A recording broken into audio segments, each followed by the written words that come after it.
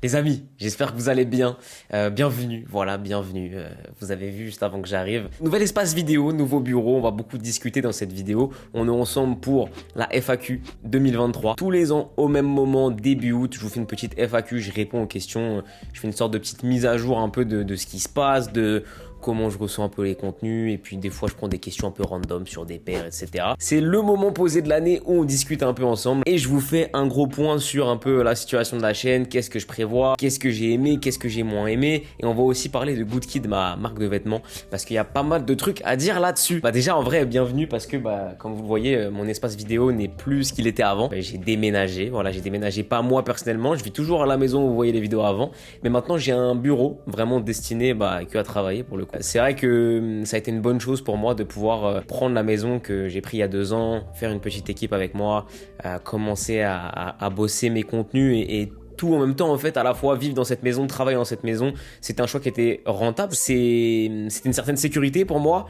Maintenant là, au bout de 2 ans, c'était plus inspirant pour moi. J'étais un petit peu bloqué niveau idée et je savais plus trop me renouveler. Même moi personnellement, je terminais le travail, je descendais un escalier, j'étais au même endroit et c'était pas stimulant. Et j'ai eu la chance qu'on me propose un espace du coup au sein de mon agence. Alors moi ça fait maintenant un peu plus de 8 mois, 9 mois que je travaille avec une agence qui s'appelle Influx, qui représente des créateurs de contenu. Pour en citer quelques-uns, on a Léo Duff, Romain Laneri, Alexis Vanden, Quentin qui est un youtubeur tech, et on est une vingtaine je crois. Du coup, pour vous parler rapidement de ce nouvel espace vidéo, ce nouveau bureau, j'ai vraiment pris la base existante du bureau, donc tout a été fait par l'agence Influx avec qui je bosse, et je suis venu meubler vraiment comme j'ai fait 100% de ce que j'avais envie de faire. Donc j'ai évidemment remis le classique, vraiment obligatoire, indispensable, le meublage chaussures Leroy Merlin. Ça c'était obligatoire, il y en a qui vont détester, mais pour moi c'est obligé d'avoir ça. Important en vêtements. Je me suis aussi fait un gros kiff, j'ai pris des Togo de Chéling Rosé, ces fauteuils qui sont pas les plus originaux, qui sont un peu des valeurs sûres qu'on a un peu vu et revu, mais moi j'adore, et c'est surtout le confort les gars. Je savais même pas que c'était une rêve connue en réalité.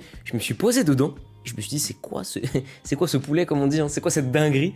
Et j'étais trop bien, et du coup, ça fait 1 an et demi, 2 ans que je voulais en acheter un, je passais pas le cap.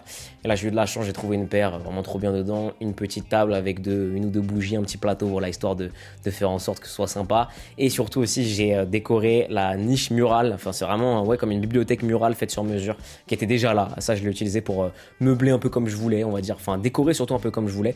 Donc, avec des livres, des vinyles, ma petite collection de vinyles avec des artistes que j'adore, des paires, magazine, il y aura des vêtements, Bear Brick et tous les trucs qu'on aime bien, des CD, etc. Ça va être un peu le coin très chargé où je vais mettre un peu tout ce que j'aime. J'avais aussi une télé avec un meuble qui était déjà là, j'ai ajouté mes 2 Bear Brick, une petite Apple TV. Je me suis fait vraiment un coin qui me ressemble, que j'aime bien, avec quelques plantes. Et vraiment, c'est un espace dans lequel je me sens bien. Je l'ai fait vraiment pour me sentir bien. Et je suis plutôt content du résultat. Dites-moi ce que vous en pensez. Il y en a qui vont aimer, d'autres pas aimer. Moi, je suis plutôt content. Aussi, l'espace bureau avec la petite horloge Virgil Abloh Ikea. Et j'ai fait en sorte d'avoir un espace où je me sens le mieux possible, et aussi où je peux bien recevoir. C'est propice à se poser, à discuter, et ça j'aime bien. Moi j'aime beaucoup la discussion, que ce soit, vous voyez là, face à une cam avec vous ou même avec les gens. Généralement, quand quelqu'un vient pour une demi-heure dans mon bureau, en général on discute 45 minutes, 1 heure, parce que j'aime bien échanger, je kiffe trop ça.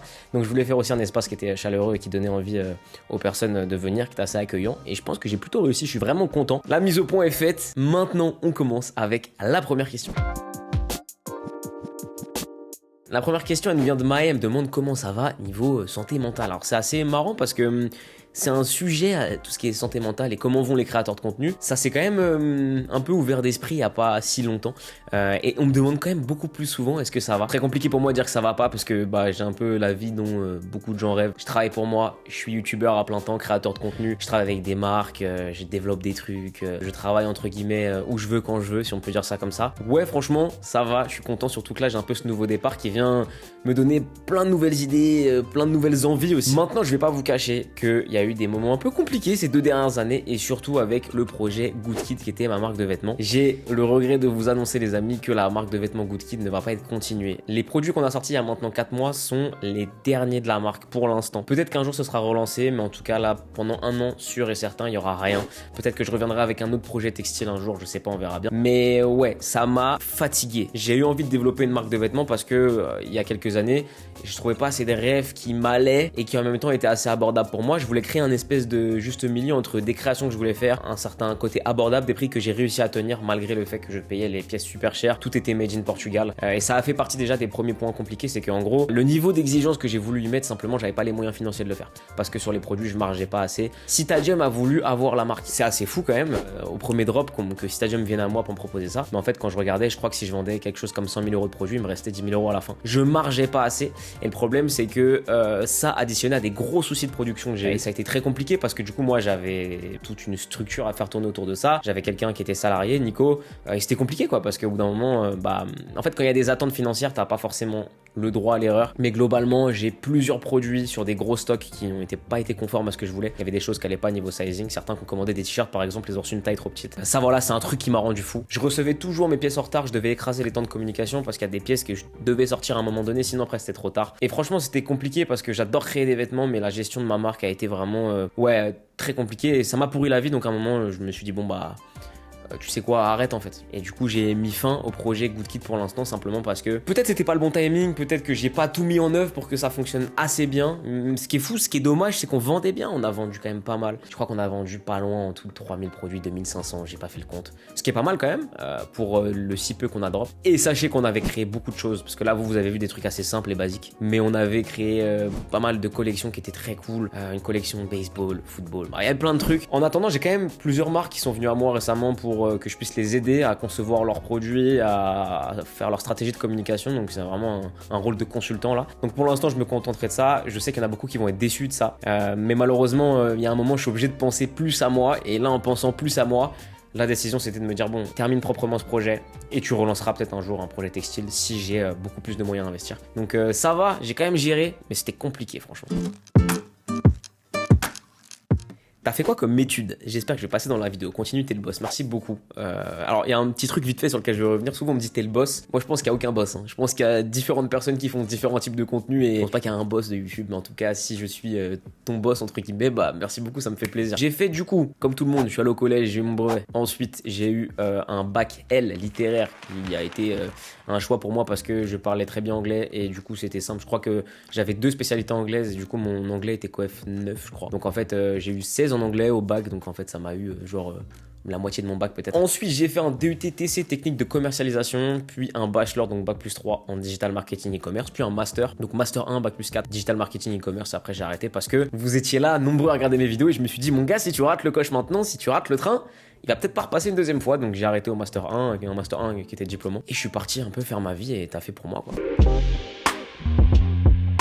Est-ce que je suis fier de mon année 2023? Franchement, ouais. J'avais fait une vidéo avec Camino, avec Nifa, où elle m'avait posé quelques questions. Et dedans, je disais qu'en gros, j'allais faire cette année-là comme si c'était ma dernière année. En fait, c'était une manière pour moi de me dire, mon gars, tu te mets plus de limites. En fait, je me suis bridé à un moment parce que j'ai fait des choses qui ont bien marché. Et je me suis rendu compte qu'en fait, les gens qui venaient sur la chaîne, qui s'abonnaient, qui suivaient les vidéos, attendaient en grande partie surtout ça de moi. Et moi j'aime bien faire un truc, ça fonctionne, c'est bien, ça fait son temps et après je vais sur autre chose. Mais globalement en fait j'ai été un petit peu confronté à la réalité de YouTube, c'est-à-dire vouloir me renouveler, et quand je me suis renouvelé c'était difficile de vraiment faire suivre tout le public. Et du coup tout ça m'a bridé créativement et en fait à la fin j'ai un petit peu pété un plomb intérieurement. Je me suis dit mais en fait mon gars là, t'as lancé cette chaîne pour faire ce que t'aimais et ça a été le cas pendant des années. Et là tu te retrouves à être un petit peu entre guillemets esclave de ce qu'on attend de toi. Et ça c'est un truc que vivent beaucoup de youtubeurs. Je vais tout pousser au max de ce que j'ai envie de faire. Et aussi dans les formats vidéo, je vais ouvrir des sujets.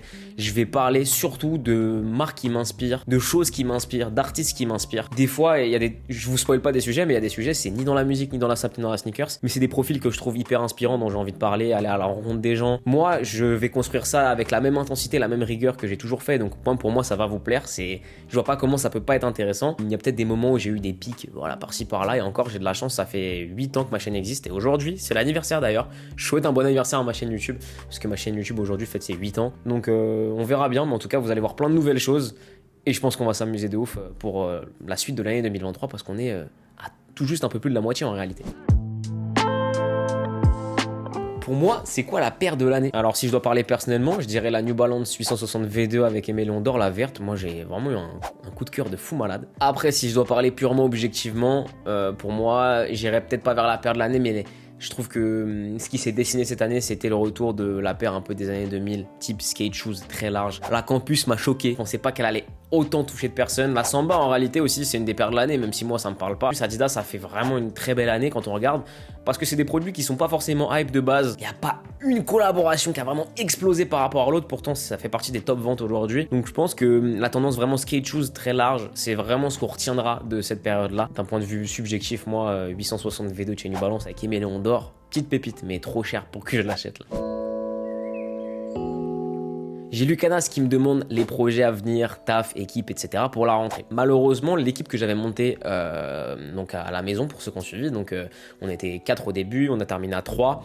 Et là, du coup, il restait 2 personnes qui vont changer de domaine, qui vont chacun un peu prendre leur chemin. Ludo, qui était le monteur pendant ces 2 dernières années, je tiens vraiment à le remercier encore parce qu'il a fait passer un cap visuellement à la chaîne. Ça fait 2 ans qu'elles sont de mieux en mieux et récemment, je trouve que les vidéos que j'ai proposées d'un point de vue comment c'est filmé, monté, édité et la recette globale, j'en suis super fier. Vous étiez de plus en plus à venir vers moi en me disant putain mon gars, là les vidéos elles sont cool à regarder, les montages ils sont bien, c'est vraiment cool, on sent une progression. Ça m'a fait plaisir et c'est en grande partie grâce à Ludo. Ludo mon gars, je voulais te garder frérot, je voulais te garder et t'as voulu changer de taf. Je le remercie parce que franchement il a bien taffé. Et j'ai du coup Jules qui le remplace au montage et qui je pense va bien prendre le flambeau parce que bon, y a pas de raison qu'on n'arrive pas à faire au moins aussi bien et surtout qu'on progresse pas encore. En tout cas voilà, et Nico du coup pareil qui va prendre son chemin et qui va aller faire son taf de son côté et qui m'avait bien aidé aussi d'un point de vue graphique et surtout sur la marque, tout ce qui était SAV, réponse client, le Instagram, c'était lui, franchement c'était un régal aussi. Mais voilà, des fois faut aussi prendre des décisions, faut que chacun fasse ce qu'il a envie de faire. Maintenant voilà, je vais aussi maintenant remonter ma petite équipe. Là j'ai du coup 2 monteurs, Jules et Théo aussi qui va monter les formats courts. Et puis j'ai d'autres personnes qui vont m'entourer. Maintenant aussi je suis au sein d'une agence que je vais fréquenter peut-être un petit peu plus, je vais rencontrer des nouvelles personnes. Et moi je reste là avec la même envie, la même intensité, la même rigueur. Et en réalité les gars, 8 ans que je fais ce taf là, ça fait vraiment que 3 ans que je suis 100% là-dessus, mais ça fait 8 ans qu'il y a des vidéos tous les dimanches. Les gars, j'ai 24 ans, je vais fêter mes 25 ans. Ça fait beaucoup, 8 ans dans ma vie, c'est énorme. Donc non, on continue sur la même vision et il n'y a pas de raison que ça fonctionne pas. Penses-tu à développer autre chose que l'univers sneakers et streetwear? Si oui, lequel? Comme j'en ai un petit peu parlé tout à l'heure, je vais surtout développer ce qui m'inspire en général. Et ça rejoint une autre question du coup, c'est en gros comment je fais pour être inspiré. Et en fait moi je m'inspire de personnes du coup qui font des choses que je trouve incroyables. C'est pour ça que j'aime vraiment bien aussi me faire un bel intérieur avec des endroits où je me sens bien. Moi je marche beaucoup à l'odeur aussi, je suis un ouf de bougies. Et ça peut paraître bête mais ça m'inspire aussi, ça me permet d'être vraiment focus sur certains trucs. Mais globalement voilà, je veux parler de tout ce qui m'inspire en général et tout ce que je trouve cool. Et surtout je trouve qu'il y a un truc qui fonctionne bien sur internet, c'est prendre un sujet, surligner un point négatif et appuyer dessus. Moi j'ai envie d'aller un petit peu contre ça parce que le négatif ça fait parler, mais j'avoue pour le coup c'est pas ce qui me fait kiffer et j'ai envie d'utiliser mon temps, le temps précieux que vous m'accordez à m'écouter pour vous partager des trucs que je trouve cool, plus que voilà, surligner un truc nul, appuyer dessus, alors qu'il y a d'autres sujets qui pourraient mériter un peu plus d'attention. Ta clé pour être plus productif, les gars, ça hein. Faut arrêter d'être tout le temps là-dessus. Quand je suis en train de travailler, j'écarte mon téléphone, j'allume une bougie, j'écoute de la musique, je rentre dans mon truc, je fais des périodes bien condensées de travail. Lâchez ça les gars, parce qu'en réalité c'est jamais plus important que ce que vous êtes en train de faire et surtout aussi c'est jamais plus important que les personnes qui sont en train de vous parler. Je pose ça, je me focus, je me mets en condition. Mes conditions c'est un petit peu de musique, une petite bougie et là j'envoie. Comment tu as réussi à te faire sponsoriser par With The New? Mais ça c'est une bonne question. En réalité, je l'ai trouvée marrante. Je me suis dit vas-y, je vais expliquer concrètement comment j'ai commencé à travailler avec With The New et pourquoi je travaille encore avec eux aujourd'hui. Il y a 4 ans, j'ai StockX qui m'a approché, qui a voulu faire un contenu avec moi sur le fait qu'ils arrivaient en Europe. Je leur ai proposé un contenu précis avec des conditions précises. Voilà, fin de l'histoire. C'était aussi simple que ça. On prévoit le contenu avec la personne de chez StockX. On se croise à un événement StockX avec la personne avec qui on faisait le projet. Je lui dis ouais, la semaine prochaine, faut qu'on se voit pour conclure ce projet-là. Cette personne-là m'a plus jamais répondu après. J'ai trouvé ça bizarre et quelques temps après, en réalité, le projet que j'avais prévu avec StockX, en fait, ils l'ont fait avec quelqu'un d'autre. Il me répondait plus au téléphone, quoi. C'était un peu bizarre, j'ai pas trop kiffé. Et à ce moment-là, du coup, quand je suis frustré de cet échec avec StockX à l'époque, il y a 4 ans, il y a With The New qui m'approche pour faire un contenu et je leur dis écoutez, les gars, là, je viens de me faire un peu carotte par StockX. Si vous voulez qu'on construise un truc ensemble, je suis chaud. Et je crois qu'aujourd'hui, je suis le profil le plus vieux avec lequel ils travaillent encore. Pas vieux en âge, mais en tout cas en durée. Et j'en suis content parce que ce que j'aime bien avec With The New, c'est qu'ils me laissent vraiment faire ce que je veux. Et je crois que j'ai pas souvenir d'un truc qu'ils m'ont refusé. Donc ça, c'est cool. Et surtout, c'est cool de bosser avec l'acteur français de ce marché-là, qui est incontournable aujourd'hui dans la sneakers. Donc voilà comment j'ai fait pour être sponsorisé avec With The New. Et bien sûr, il y avait quand même des vidéos qui étaient pas mal vues et il y avait une certaine base qui les intéressait, mais ça s'est fait de cette manière-là. Je me suis un peu fait carotte d'un côté, du coup, les autres sont venus me voir et je leur ai dit, bah écoutez, si vous voulez qu'on construise un truc ensemble, allons-y. Et moi, je suis plutôt loyal quand je construis une relation longue durée, que ce soit avec un partenaire, une personne ou quoi. J'essaie de le faire bien jusqu'au bout, quoi. Que penses-tu de l'ascension des fake reps depuis quelques temps? C'est une catastrophe, je trouve. J'entends un peu tout et n'importe quoi sur le fake. Je pense qu'on devrait pas donner la parole à ce milieu-là en réalité, parce que bah forcément parler de fake et ça ramène du monde, ça fait parler. T'as beau dire, n'achetez pas là-bas, si tu montres que ça existe, tu vas motiver des gens à acheter. Oui, c'est vrai, les prix à la revente, c'est abusé. Oui, c'est vrai, quelque part, on peut se dire, le consommateur, il se fait avoir là-dedans. Et pour moi, la solution, c'est pas aller vers le fake, en fait. Il y a plein de produits qui dorment dans plein de magasins et sur plein de sites toute l'année, qui sont des bonnes alternatives à ce qu'on peut pas acheter. Mais l'alternative, c'est pas le fake. Sachant que dans tout ça, on se rend même pas compte que, genre, le fake, c'est un truc illégal. Et genre, il y a plein de gens qui mettent en avant un truc qui est même pas légal en soi. Bon, et je me mêle même pas de ce que chacun fait, parce que chacun fait ce qu'il veut. Juste, moi, je trouve ça désastreux qu'on donne la parole autant et qu'on mette autant en avant de la contrefaçon. En tout cas, pour moi, tu peux pas vraiment aimer la sneaker et mettre en avant ça. C'est impossible. C'est impossible, impossible. Et aussi, je trouve que ça en dit long sur le facteur patience des gens et le facteur genre je veux tout de suite. Quand je veux une paire que je peux pas m'acheter, mon premier réflexe, c'est pas de me dire c'est quoi la facilité aujourd'hui. J'essaie de faire en sorte de comprendre comment je vais pouvoir m'acheter ce truc-là et comment je vais le valoriser. Parce qu'en plus, quand j'ai cet objet-là, je le convoitise plus, je le valorise plus puisque c'est une contrefaçon, c'est pas vraiment ce que je convoitise de base. Donc moi personnellement, ce que je peux vous dire, c'est que je vous inviterai jamais à acheter du fake, de la contrefaçon, etc. Ça vous plaît, c'est bien, c'est mieux fake des vrais si vous voulez. Moi j'avoue, je suis pas dans ce débat-là. Rien que être dans le débat du fake ou pas fake, bah, c'est déjà un débat qui m'intéresse pas. Moi je m'intéresse au marché qui me plaît, au truc qui me passionne, c'est-à-dire bah la sneaker c'est la création en général, les artistes, les marques qui m'intéressent, le reste vraiment je suis pas dedans.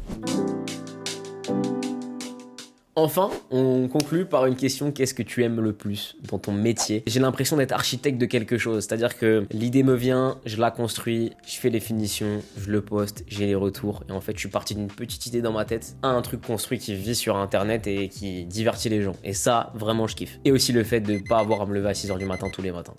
On va pas se mentir, c'est quelque chose qui régale. Les amis, c'est tout pour cette FAQ 2023. J'espère qu'elle vous aura plu, que ça vous aura pas ennuyé. J'ai beaucoup parlé, j'ai donné mon avis sur plein de trucs. Je me suis un peu éternisé, mais franchement, j'ai kiffé comme d'habitude. Et j'espère que ce sera le cas pour vous. On se retrouve dès la semaine prochaine pour une nouvelle vidéo. Et là, globalement, j'ai quelques trucs sympas qui arrivent vers août et en septembre. Le changement de la chaîne va encore plus s'accélérer. Et j'espère vraiment que ça vous plaira. Encore bienvenue dans cet espace que vous allez voir pour un bon moment, je pense. Et let's go les gars, let's go. C'est pas fini, ça fait que commencer en réalité. Et c'est tout ce que j'ai à dire, donc on se retrouve très vite pour une nouvelle vidéo. À plus les potes et ciao. For my real rap, man. We tired of that, man, retired that. They don't really wanna hear the truth no more, think they scared how